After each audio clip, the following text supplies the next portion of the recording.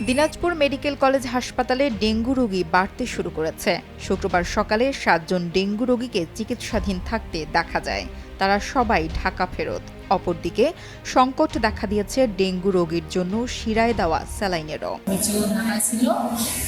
মানে পড়াশোনা করে আসার পরে যেদিন আসছে সকালবেলা ভালো ছিল, পরে সন্ধ্যাবেলায় মানে জ্বর আসছে। জ্বর আসার পরে জ্বর সময় 103-4 ডিগ্রি এরকম নামা করতেছে, জ্বর কমতেছে না। ওই কারণে আমি আমাদের পাশে টিবন্দর উপজেলা স্বাস্থ্য কমপ্লেক্সে নিয়ে গেছিলাম। নিয়ে যা ওখানে ডাক্তার দেখাইলাম। ডাক্তাররা বলতেছে যে আপনার পরীক্ষা করতে হবে। তখন ওরা 3টে টেস্ট দিল। টেস্ট করার পরে রক্ত দিল, ইউরিন করে পরীক্ষা করে রিপোর্ট দিয়ে আসলো ডেঙ্গু পজিটিভ। তখন ওনারা বললো যে চিরিবন্দর হাসপাতালে ভর্তি করাইতে।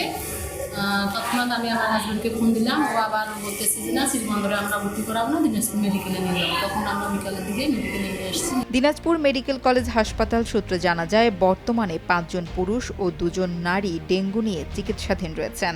কেউ ডেঙ্গু নিয়ে ঢাকা থেকে এসেছেন, আবার কেউ ঢাকা থেকে এসে ডেঙ্গু শনাক্ত হয়েছেন। 17 সেপ্টেম্বর থেকে শুরু করে 19 সেপ্টেম্বর পর্যন্ত এই 7 জন রোগী ভর্তি হয়েছেন। জ্বর ছিল, জ্বর থাকার পরে বাসা পরীক্ষা করে ওরা বলছে আমি পলিথিনে কোম্পানিতে থাকি।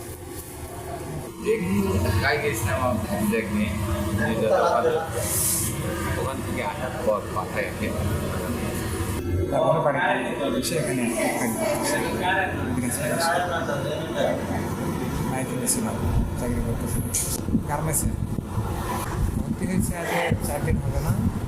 এ ব্যাপারে দিনাজপুর মেডিকেল কলেজ হাসপাতালের পরিসংখ্যান কর্মকর্তা জাহাঙ্গীর আলম জানান, চলতি মৌসুমে জুন মাসে 2 জন, জুলাই মাসে 5 জন, আগস্ট মাসে 18 জন ও চলতি সেপ্টেম্বর মাসে এখন পর্যন্ত 32 জন ডেঙ্গু রোগী হাসপাতালে ভর্তি হয়েছেন।